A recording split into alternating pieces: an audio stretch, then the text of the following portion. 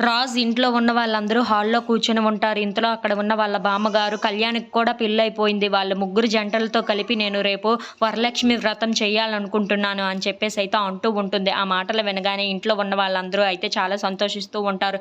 ఇంతలో అక్కడ ఉన్న ధాన్యలక్ష్మి అయితే కళ్యాణ్ ఇక్కడ లేడు కదా! మీరు ఎలా జరిపిస్తారు అని చెప్పేసైతే అడుగుతూ ఉంటుంది. ఆ మాటలు వినగానే అక్కడ ఉన్న వాళ్ళ తాతయ్య అయితే నేను ఎలాగైనా తీసుకొని వస్తాను. నేను చిన్ని వెళ్ళి వాళ్ళిద్దరిని తీసుకొని వస్తామని చెప్పేసైతే అంటూ ఉంటారు. ఆ మాటలు వినగానే అక్కడ ఉన్న రాజ్ ఇంట్లో ఉన్న వాళ్ళందరూ అయితే చాలా సంతోషిస్తూ ఉంటారు.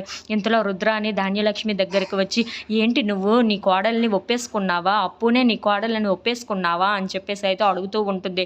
ఆ మాటలు వినగానే అక్కడ ఉన్న ధాన్యలక్ష్మి అయితే అలా ఎలా ఒప్పేసుకుంటాను, నాకు అదంటేనే చాలా చిరాకు, దాన్ని చూస్తేనే నాకు తేళ్ళు జల్లు పారుతున్నట్టు ఉంటుంది, అలాంటిది నేను దాన్ని కోడలుగా ఎలా ఒప్పుకుంటాను అనుకుంటున్నావు అని చెప్పేసి అయితే అడుగుతూ ఉంటుంది. ఆ మాటలు వినగానే అక్కడ ఉన్న రుద్రాని అయితే మరి ఇంటికి రమ్మంటున్నావు, వ్రతం చేయిస్తానంటున్నావు అని చెప్పేసి అయితే అంటూ ఉంటుంది.